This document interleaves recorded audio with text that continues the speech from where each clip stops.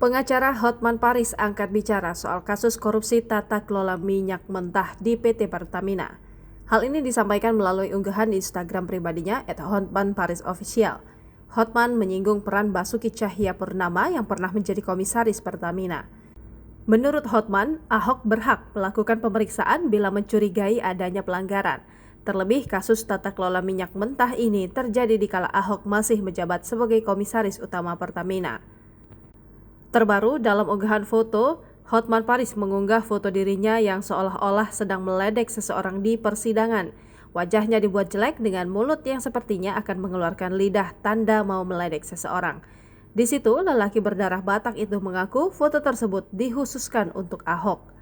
Pesan untuk Ahok, tulis Hotman sebagai caption. Unggahan itu pun langsung direspon oleh beberapa warganet. Bukan mendukung, mereka justru menyerang Hotman. Awalnya respect sama Bang Hotman, tapi setelah dia menjelekan Ahok, aku jadi nggak respect. Padahal Ahok menyampaikan keluh kesahnya, tapi kenapa abang jadi panas? Apakah abang ikut orang-orang di balik korupsi itu?